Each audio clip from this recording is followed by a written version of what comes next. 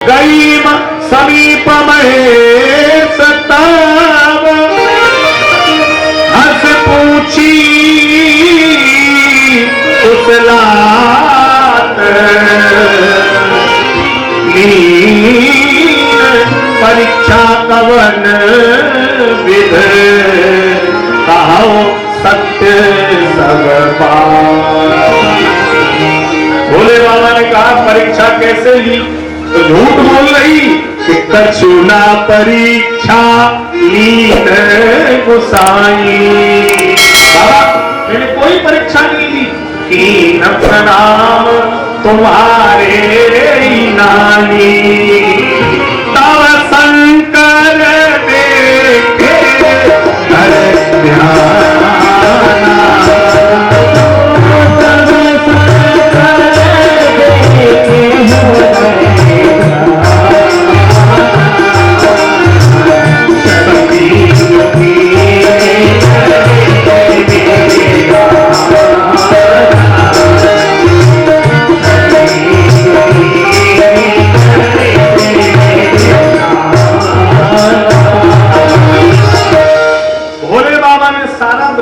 देख लिया ये तो हमसे कपट भी कर रही है, झूठ भी बोल रही है। प्रण कर लिया एही तन सती भैत अवनाई और शिव संकल्प कीन मन मानी। अंतरा ध्यान दें, कैलाश पर्वत पर आए, जाके प्रिय राम बैदेही तजिए ताही कोट बैरी समझद्यपि परम स्नेही। ये सिद्ध कर दिया तजो पिता प्रहलाद विभीषण बंधु। प्रहलाद ने अपना बाप त्याग दिया, विभीषण ने अपना भैया त्याग दिया, भरत महतारी भरत ने अपनी मां त्याग दी और भोले बाबा ने अपनी पत्नी त्याग दी। जाके प्रिय राम बैदेही तजिए ताही कोट बैरी सम लाल समाधि अखंड अपारा। समाधि लग गई बीते सम्मत सहस्रतासी तजी समाधि शंभु अवनाशी। राम नाम शिव सुमरन लागे जाने सती जगत पति जागे। दौड़ कर आई, भोले बाबा बोले ठहर जाओ, हमारे पास मत आना, वहीं रुक जाओ। और कहां बैठने को आसन दे दिया? सरमुख शंकर आसन दीना। पत्नी का भाग कहां होता है? पति के बाम भाग में। पत्नी का भाग बाएं भाग सियसो है कैसे। और माता का भाग कहां होता है? पुत्र के सामने। तो सन्मुख आसन दिया। आज भी भोले बाबा सती को मां समझ के सामने बैठा दिए। सती समझ गई बाबा ने मुझे क्षमा नहीं किया। छूट है बेग देह यह मोरी। हे राम जी, अगर भोले बाबा आपसे सच्चा प्रेम करते हैं तो मेरा शरीर छूट जाए और अगले जन्म में मुझे पति रूप में फिर से भोले बाबा मिल जाए। सती को पश्चाताप हो रहा है। एक एक दिन कलप के समान बीत रहा। एक दिन घटना घटित हो गई। दक्ष प्रजापति के घर यज्ञ का आयोजन है। बड़े बड़े देवता अपने अपने विमानों से दक्ष के घर जा रहे हैं। मैया सती दौड़ कर आई। बाबा ये आवाज सुनाई दे रही? बोले हाँ देवी। बाबा ये विमान कहां जा रहे आपको मालूम है? प्रजापति स्वस्वर स्वसाप्रतम। ये आपके जो ससुर प्रजापति दक्ष हैं, अपने पिता नहीं बोल रही। देखो कितना भाव बदल के कह रही। बाबा आपके ससुर प्रजापति दक्ष हैं, उनके घर में निर्यापति यज्ञ महोत्सव के उनके घर यज्ञ हो रहा है। वयम च तत्रा विश्राम भावते यद्यर्थता ये विभुता व्रजंतहि। अगर आप कह दो तो हम पिताजी के घर यज्ञ में चली जाए। अब गोस्वामी जी की भाषा में सुन लो। पिता भवन उत्सव परम जो प्रभु आयस होए तो मैं जाऊं कृपायतन सादर देखन सोए। भोले बाबा बोले देवी तुम्हारे पिताजी ने कोई चिट्ठी पत्री भेजी है?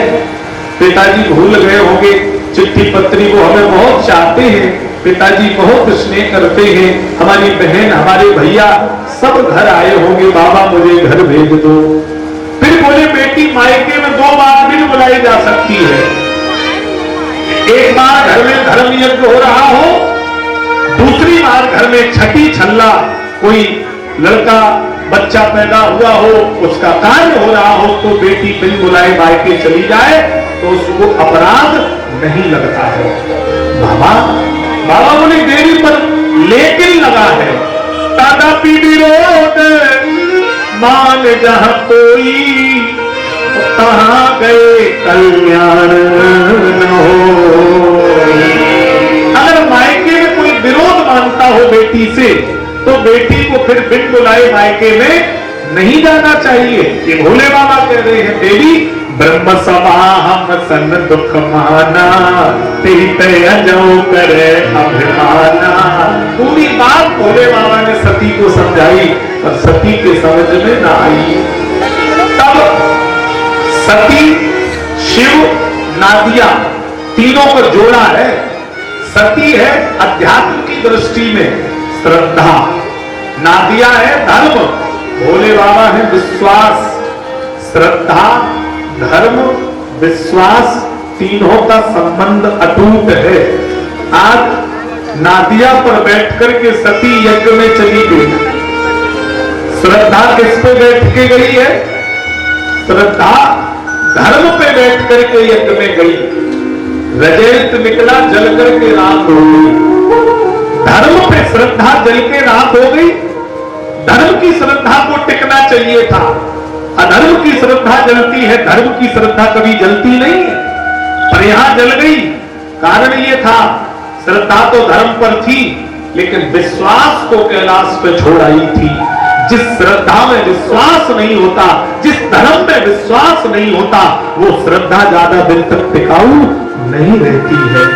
आज दरवाजे पर आई, कदली खंभ लगे हैं, आम की बंदरबाड़ी लगी है, इत्र फुलेल खिंचे जा रहे, दीपक जलाए जा रहे, इंद्र सूर्य चंद्र भौम अपने अपने विमानों से आ रहे, बड़े बड़े वरुण यक्ष नर किन्नर नाग पितर गंधर्व अगमानी कर रहे।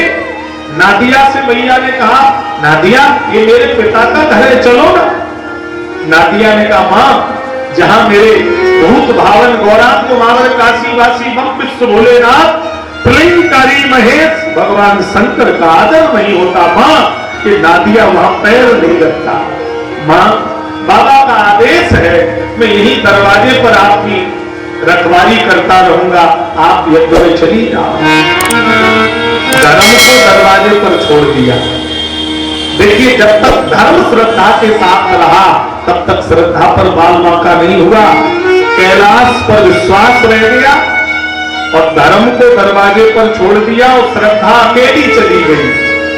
और जैसे ही अकेली हुई तो श्रद्धा गिर गई।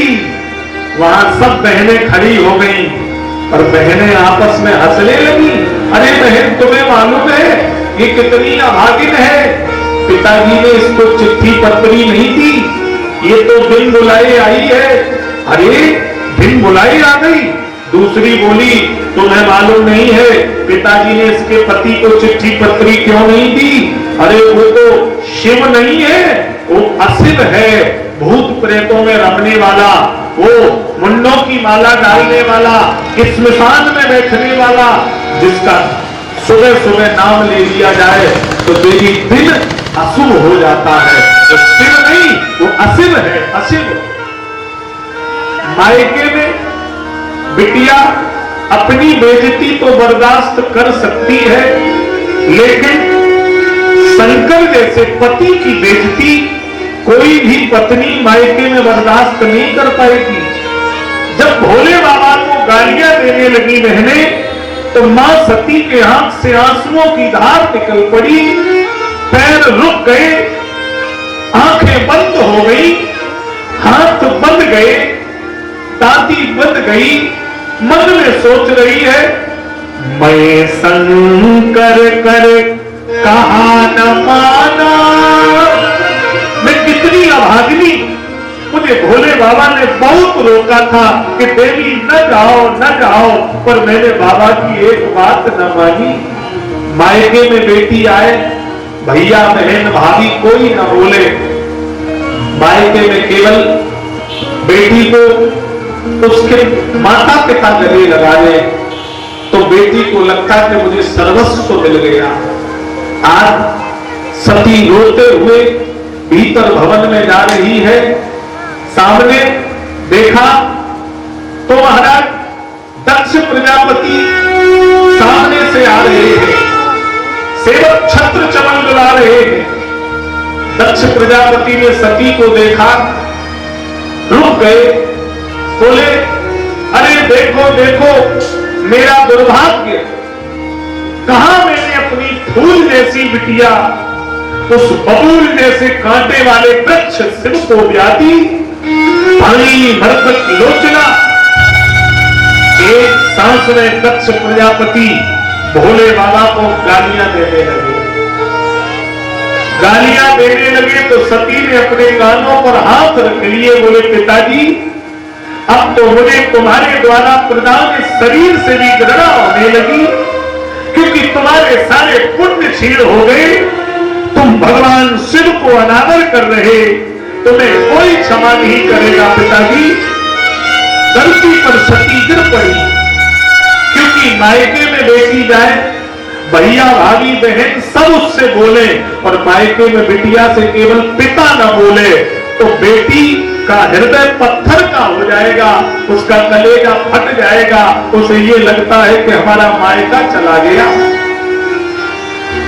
मां सती रोने लगी, आज के बाद कभी मैं इस घर में पैर नहीं रखूंगी। किसी ने सती को बैठने के लिए भी नहीं कहा, एक गिलास पानी पिलाने के लिए भी नहीं कहा।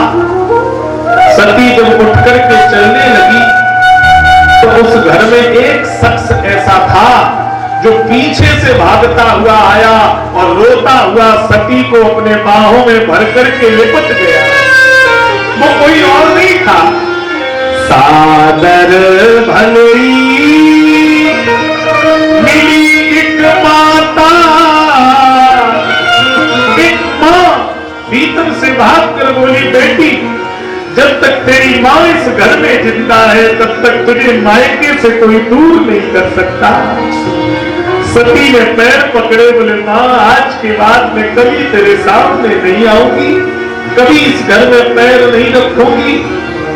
सती की मां ने कहा बिटिया तुझे मेरी सौगंध है, जब तक मैं जीवित हूं तब तक मायका मत छोड़ना, जिस दिन मैं मर जाऊं तो फिर तू भले ही मायके में आना बंद कर देना, क्योंकि मेरे भाई मायके में जिस दिन मां की अर्थी जाती है ना, मां की अर्थी को देख करके सबसे ज्यादा अगर कोई रोता है तो वो रोने वाली घर की बिटिया होती है।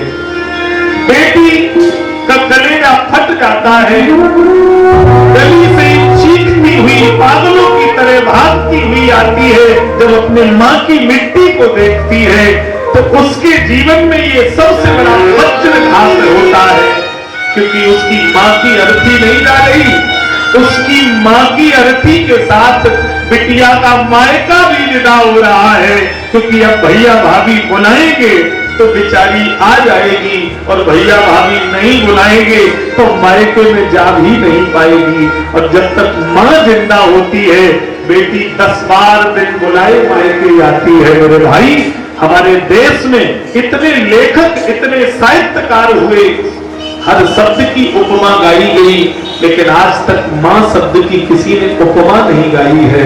मां तो मां है, ममता का मंदिर है, ममत्व की छाया है। और बड़े भाग्यशाली वे होते हैं जिनको मां और पिता का प्रेम मिला है, जिनको अपने माता और पिता का बुढ़ापे में सेवा करने का अवसर मिला है। बड़े अभागे वे लोग हैं जिनको माता पिता की सेवा का अवसर नहीं मिला, जिनके माँ बाप बचपन में ही उन्हें छोड़कर दुनिया से चले गए, मौसी के घर, मामा के घर पाल पोस कर बड़े हुए, उनसे पूछिए माता पिता का प्रेम क्या होता है। यहाँ ऐसे कितने माता पिता बैठे होंगे जिन्होंने गरीबी भी देखी होगी और अमीरी भी देखी होगी। गरीबी में फटे कपड़े पहनकर उस बूढ़े बाप ने मजदूरी तक की होगी, अपने बच्चों को पढ़ाने के लिए चौराहे पर ठेले तक लगाए होंगे। उस मां ने क्या नहीं किया, रात रात भर जाग करके एक चारपाई घर में, एक चद्दर घर में बच्चों के लिए पूरा जीवन निकाल दिया। शर्म की बात तो तब आती है जब वही लड़का 4 पैसा पैदा करने लगता है और माता पिता से ऊंची आवाज में कहता है कि तूने मेरे लिए किया ही क्या था, सिवाय गरीबी के मुझे दिया ही क्या था, ये सब तो मैंने अपने पैसे से किया है। ध्यान से सुनना, माता पिता स्वाभिमानी होते हैं। तुम माता पिता को रोटी मत दो, पैसा मत दो, उन्हें तुम्हारा कुछ नहीं चाहिए, लेकिन माँ बाप जिस दिन औलाद बेइज्जती करती है उस दिन से बड़ा कष्ट माता पिता के जीवन में कोई नहीं होता। बूढ़ा बाप जब लड़का ऊंची आवाज में कहता कि तुमने किया ही क्या था, तो बूढ़ा बाप पत्नी की तरफ देखकर कांपता हुआ कहता है कि अब मैं लड़ने के लायक नहीं, अब तो मैं बूढ़ा हो गया हूं, मैंने इसके लिए रात दिन एक कर दिया था। ये कहता कि मैंने तेरे लिए किया ही क्या। एक कुआ 4 कुआ भर देता है। विडंबना है इस देश की, 4 कुआ बदले में 1 कुआ नहीं भर पाते हैं। एक माता पिता चाहे जितने गरीब हो, चारों बच्चों को पालते देखा गया, चारों का विवाह करते देखा गया, लेकिन वही 4 लड़के और 4 बहुएं एक माता पिता का 10 साल का बुढ़ापा सुकून से पार नहीं लगा पाते हैं। कितनी शर्म की बात है समाज के लिए। बड़ी बहू कहती कि बीच वाली सेवा नहीं करती तो हम क्यों करें, वो भी तो खेती में बराबर हिस्सा लेगी। छोटी वाली कहती कि बीच वाली दिल्ली से आती नहीं, हमारे घर में होटल खुला, हमारे घर में डाल दिए। कितनी शर्म की बात है। घर के बुजुर्गों की सेवा आप खेती और मकान के बंटवारे को लेकर के करते हैं। अरे मैं वादा करता हूं, माता पिता की सेवा हर लड़के के भाग्य में नहीं होती है, माता पिता की सेवा हर बहू के भाग्य में नहीं, और जिसके भाग्य में है उसके कई जन्म के पुण्य उदय हैं, जिसके हाथों से माता पिता का पालन पोषण हो पाता है। क्योंकि बचपन और 55 दोनों एक जैसे होते हैं। बचपन में हमारी अंगुली पकड़ के माता पिता चलते थे, हम मलमूत्र करते थे तो माता पिता मलमूत्र को साफ करते थे। 55 में मेरे माता पिता की अंगुली पकड़ने की जिम्मेदारी हमारी है, उनकी अंगुली पकड़ना हमारा दायित्व है, उनके मलमूत्र को साफ करना हमारा कर्तव्य है। तब भी हम उनके ऋण से उऋण नहीं हो पाएंगे मेरे भाई। मैंने कई जगह देखा है, कथाएं करने में जाता हूं, मां से हृदय प्रधान कोई नहीं हो सकता। लड़का 6 महीने बाद जब अपनी मां से मिलने गांव जाता है तो पत्नी कलेश करती है। कई जगह की घटना है। पत्नी कहती है हमें मालूम है तुम क्यों जाने की जिद कर रहे, तुम्हें तनख्वाह मिल गई है, तुम बुढ़ा बुढ़िया को पैसा देने जा रहे हो। तो वो पति छिप करके अपने मां के पास जाता है और 2-4 हजार रुपए दवा के लिए माता के हाथ पर देता है। पत्नी देख लेगी तो कलेश करेगी, लेकिन मां को देखा तो मालूम मां क्या कहती है, कितना हृदय बड़ा मां का।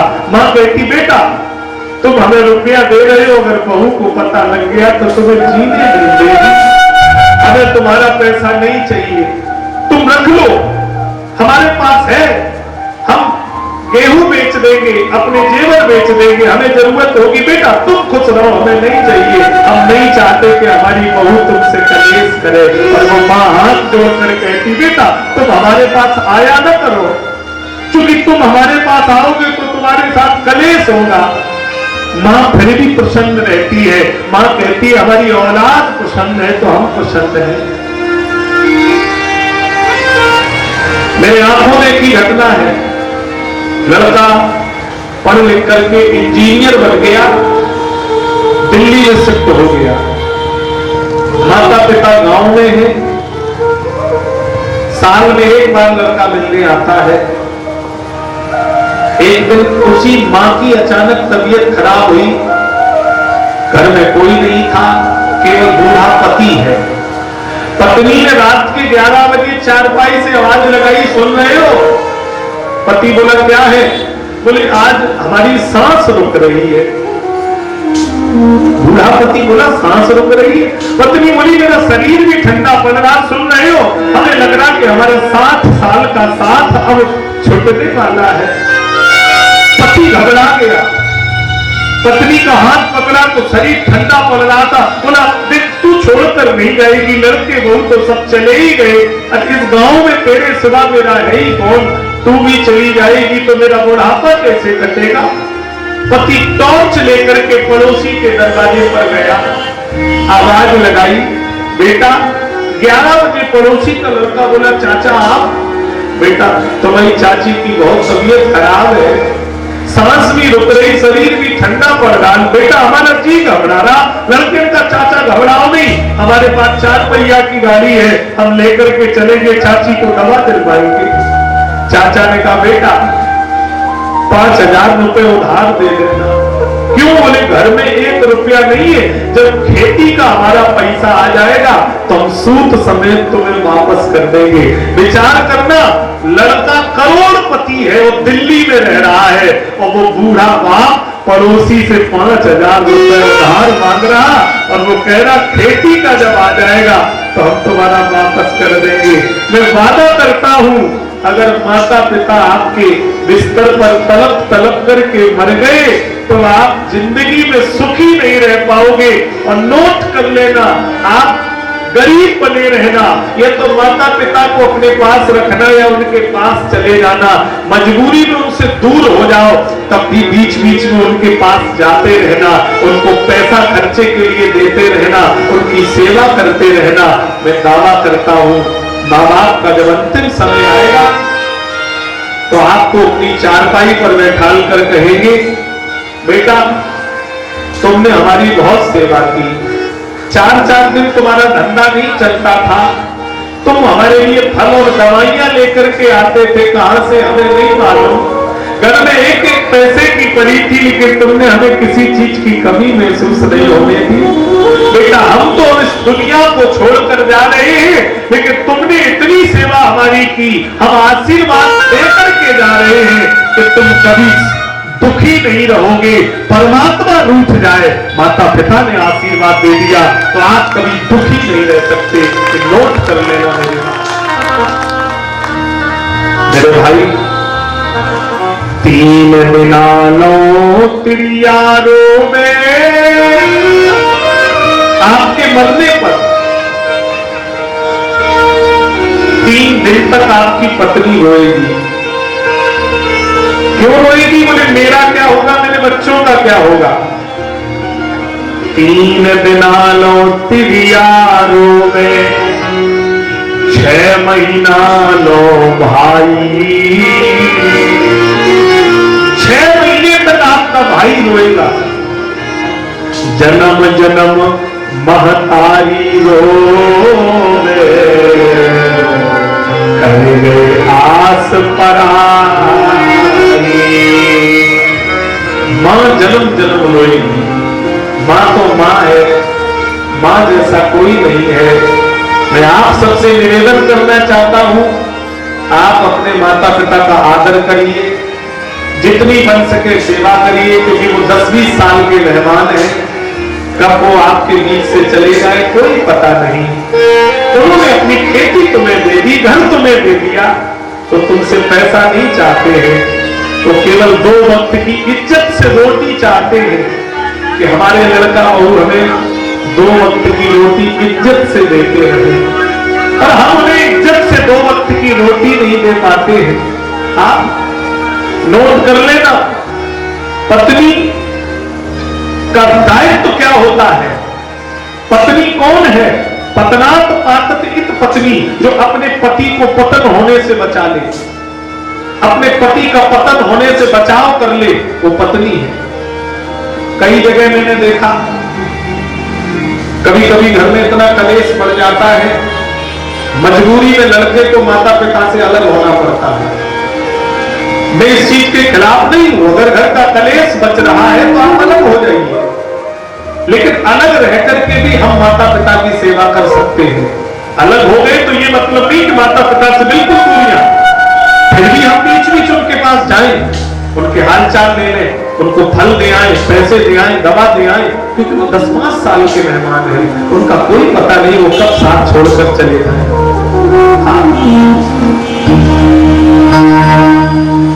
पत्नी का बहुत बड़ा जीवन में प्रभाव है मेरे भाई। कहीं मैंने देखा कुछ बहनें कथा में मुझसे मिलती है, वो कहती है महाराज जी बड़ी समस्या है कि पति घर में कलेश है और मेरा पति माता पिता से अलग नहीं होना चाह रहा। कई जगह पत्नी पति पर दबाव डालती है कि जब दोनों बहुएं अलग हो गई तो हम भी अलग होंगे। अलग क्यों नहीं हो रहे हो? हम भी स्वतंत्र होकर जीना चाहते हैं, हम भी किसी बंधन में नहीं रहना चाहते, और पति अलग नहीं होना चाहता है।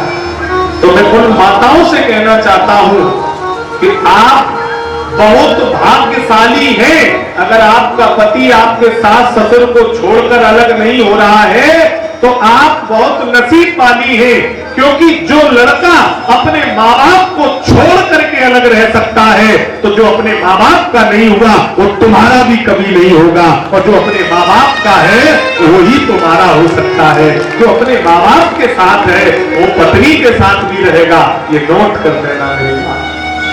जो लड़का अपने माता पिता का नहीं हुआ वो तुम्हारा होगा। बोलो, तुम्हारे पीछे क्या क्या गुल खिलाएगा, क्या गुल खिलाता होगा तुम कभी नहीं जान पाओगी। और जो लड़का अपने माता पिता के साथ समझौता नहीं कर पा रहा है, समझ लेना हम भाग्यशाली हैं कि हमारा पति जब हमारे माँ बाप का है तो वो हमारा भी होगा। हाँ, तो ये कथाएं अध्यात्म का दर्पण है, ये हमको जीवन जीने का सलीका सिखाती है। आज सती यज्ञ में गई, कतहु नदी सम्मुख कर भागा, कहीं भी भोले बाबा का स्थान नहीं है। क्रोध आ गया, सुनो सभासुर सकल मुनिंदा, कहीं सुनी जिन शंकर निंदा, सो फल तुरंत अभी सभी को मजा चखा दूंगी। अस कहे लोग अलग संजारा, भयो सकल मख हाहा। भोले बाबा ने जटा पटक दी, वीरभद्र करी कोप पठाए, दक्षम से यज्ञ ही, वीरभद्र ने दक्ष के यज्ञ को विध्वंस, धड़ को अलग। तो सारे देवता भोले बाबा के कैलाश पर्वत पर गए हैं और बाबा की स्तुति गाई है। नमः शिवाय, ओम नमः शिवाय, नमः शिवाय, ओम नमः शिवाय।